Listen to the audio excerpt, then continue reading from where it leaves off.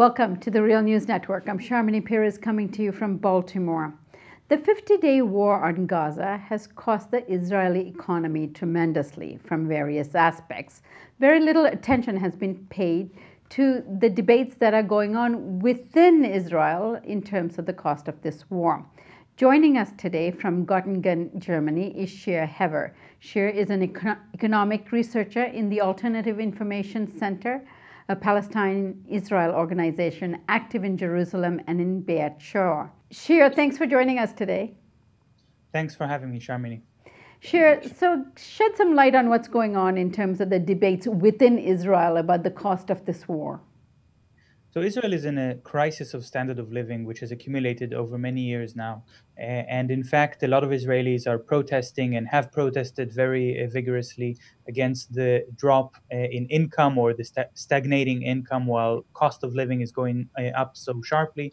And in fact, this has altered the Israeli political situation. So now there are big political parties in the parliament and in the government who have made promises to try to improve the situation.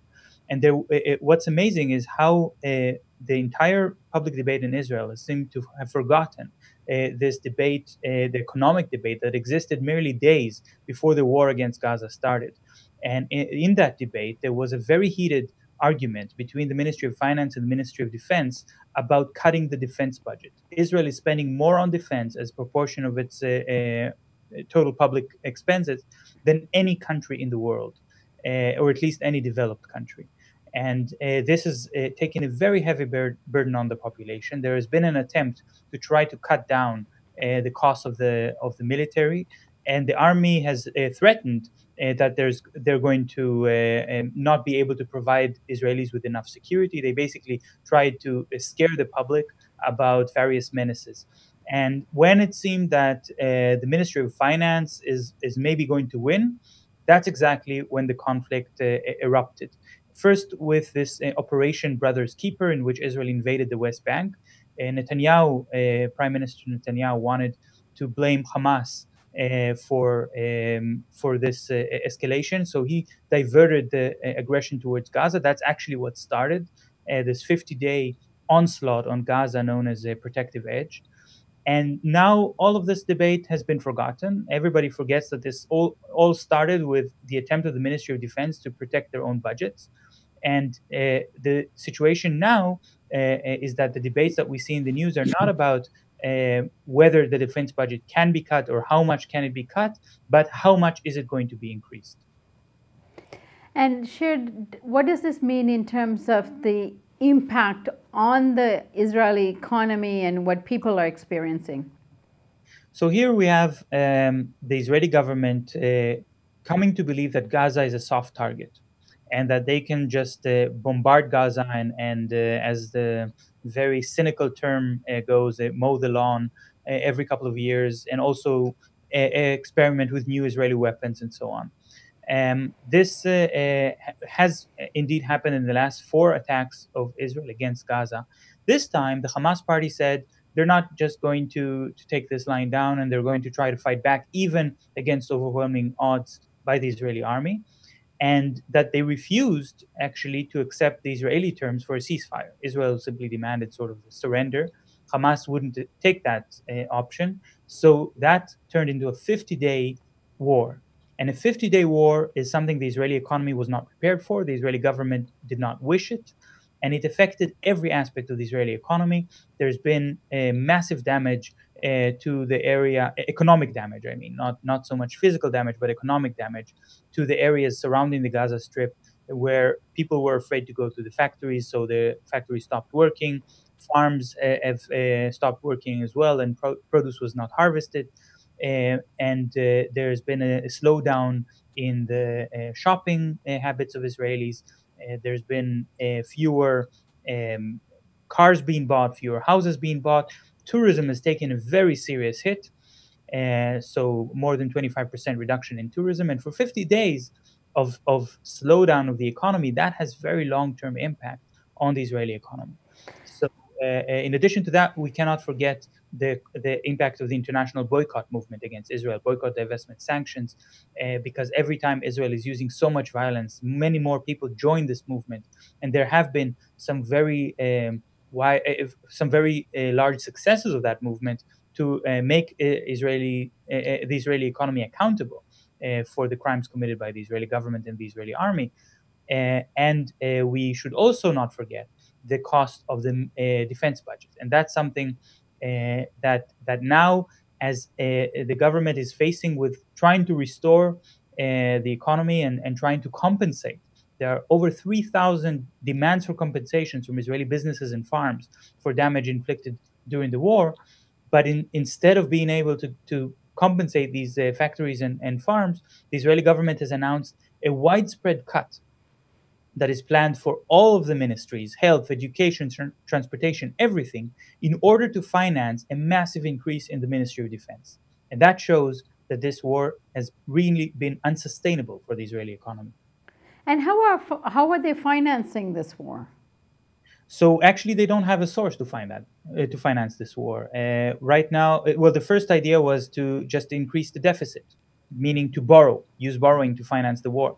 That would increase Israel's budget deficit to a level where the Israeli credit rating by international credit rating agency is certainly going to drop. And that's something the Israeli government is very worried about because, of course, if you increase your debt and at the same time your credit rating drops, you're going to pay a very high interest rate on the debt that you've accumulated. And that's going to mean that a larger part of the Israeli budget is actually going just to pay the interest and to service the debt rather than to provide those services, the public services that are so direly needed. A lot of Israelis realize this. This is not just some kind of secret that only economists are aware of. This is something that's very well understood by the general public. And because of that, many Israelis are leaving. And in fact, right after the end, it's not really an end of this particular war, it's more of a ceasefire. But right after the ceasefire has been announced, there's been a poll and among young Israelis, and a third of young Israelis responded that if they have the chance, they would rather leave Israel. Shir, I guess the entire international community is wondering whether the divestment campaign has had any real impact in the Israeli economy. Has it? Every time Israel attacks the Palestinians and kills innocent civilians, this motivates a lot of people around the world to join the BDS movement. BDS stands for Boycott, Divestment, Sanctions. And indeed, this is now no longer a secret inside Israel. Every Israeli knows what BDS is. They know that this is one of the prices that the Israeli economy has to pay for these attacks. And during this Operation Defensive Protective Edge, there's been more people joining the BDS movement and more campaigns of the BDS that have been successful than ever before. We've seen even cargo ships of the Israeli shipping company Tzim, which were prevented from docking in several ports in North America. And this is something that is very concerning for Israeli companies. So, of course, this is a very important impact, and part of that a cost of the war on the Israeli economy. Shir, can you give us some specific examples of how the DBS campaign is having effect on the Israeli economy on the ground in terms of real everyday life? So most Israeli citizens have some kind of financial savings scheme, for example, a pension plan or an insurance plan, which is part of for example, their monthly payment or deductions from their salary. And these large institutional investors invest a very large proportion of their money into these massive Israeli corporations that dominate and monopolize the Israeli economy. These are the same corporations that are actually targeted very effectively by the BDS movement.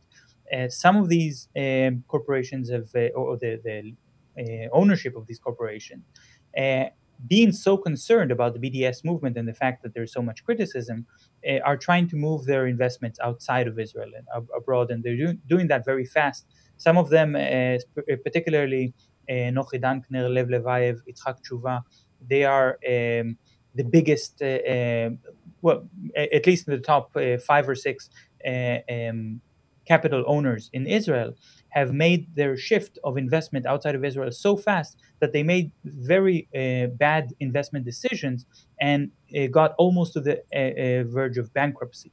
And that means that every Israeli citizen who's invested into these corporations through their pension fund or through their insurance scheme suddenly lose money. They actually lose money from this. Israelis don't like to talk about this. The Israeli newspapers, economic newspapers, don't really like to talk about this. They try to frame it in other terms to say that it has nothing to do with the occupation, nothing to do with the war.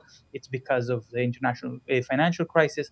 But the truth of the matter is that those companies that are within the crosshairs of the BDS movement that are being made accountable by the international community for their involvement in the occupation and for their support of the Israeli government and its crimes are also the same companies that have the biggest losses. Shir, finally, does the Israeli state have anything to gain financially from reconstructing and redevelopment of Gaza? Right now, we see that the biggest voice inside Israel that calls on the Israeli government to allow reconstruction of Gaza, to allow the entry of construction materials and so on, so that some of the damage can be eased, is the defense sector, which is very surprising. I mean, these are the same people who called for use of maximum amount of violence, maximum amount of ammunition against the people in Gaza, which are against civilians, against a population, half of which are children. Now they're saying we have to be generous. We have to help them rebuild. We have to help restore them. And the reason is exactly that the defense industry in Israel understands that they need this enemy that they can attack again. If the humanitarian catastrophe in Gaza is allowed to unfold and expand, then this is going to transform the whole political situation, and Israel might not be able to launch another attack. And that's something that the Israeli military elite are very concerned about. If Israel cannot launch another attack, they have a serious problem. Now, the Israeli military industrial complex needs enemies, and they tried to put Iran as an enemy, but that's a problem because Iran can defend itself, and because the international political situation doesn't allow Israel to just willy-nilly attack Iran without provocation. They tried to make Lebanon their enemy and attack Lebanon, but the Hezbollah in Lebanon are actually able to defend Lebanon quite effectively. And in the war of 2006, they delivered a painful humiliation to the Israeli army, which was, again, a war that cost Israel more than the Israeli society and government were willing to absorb. And so Gaza remained the sort of soft target. Well, Shir, thank you so much for joining us. Thank you, Shamini, for having me. And thank you for joining us on the Real News Network.